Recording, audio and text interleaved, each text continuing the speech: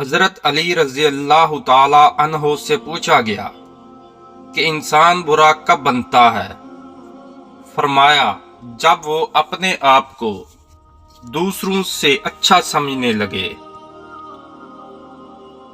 جاہل نہ تو اپنی کمزوری کو سمجھتا ہے اور نہ ہی نصیحت کرنے والوں کی باتوں کو قبول کرتا ہے۔ قریبی رشتہ داروں کی عداوت بچھوؤں کے ڈسنے سے زیادہ دردناک ہوتی ہے۔ حضرت علی رضی اللہ تعالی عنہ سے کسی نے پوچھا، اگر کوئی اپنا ہمیں بھول جائے تو کیا کیا جائے؟ فرمایا، کوئی اپنا ہو تو وہ کبھی نہیں بھولتا، اور جو بھول جائے وہ اپنا نہیں ہوتا۔ صرف پیسے کا ہونا رزق نہیں ہے، نیک اولاد، اچھا اخلاق اور مخلص دوست بھی رزق میں شامل ہیں۔ اور تمہاری تقدیر اتنی دفعہ بدلتی ہے جتنی دفعہ تم اللہ کے آگے ہاتھ پھیلاتے ہو۔ نصیحت دوسروں کے حال پر غور کرنے سے حاصل ہوتی ہے۔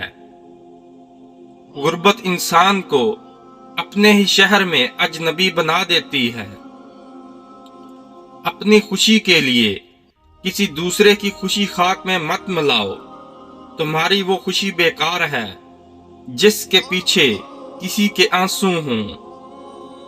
جہالت ایک قسم کی موت ہے اور جاہل لوگ چلتی پھرتی لاشیں ہیں۔ غصہ جب آتا ہے تنہا آتا ہے، لیکن جاتے ہوئے اپنے ساتھ عقل، اخلاق اور خوبصورتی کو بھی لے جاتا ہے۔ دنیا کو خریدنا بے وقوف لوگوں کی تجارت ہے۔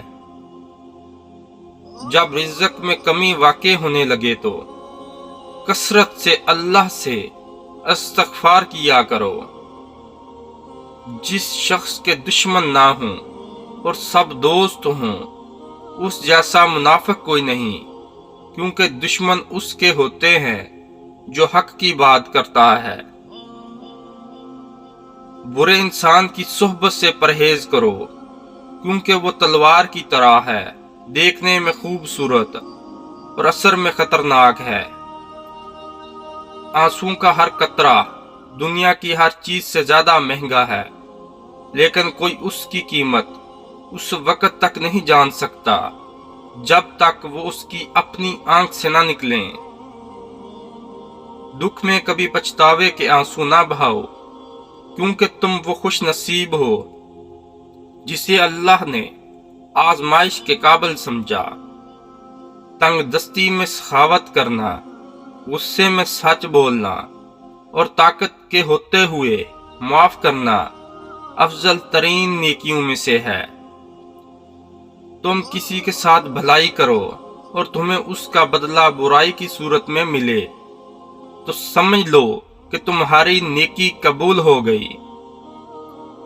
جب آنکھیں نفس کی پسندیدہ چیزیں دیکھنے لگیں تو دل انجام سے اندھا ہو جاتا ہے۔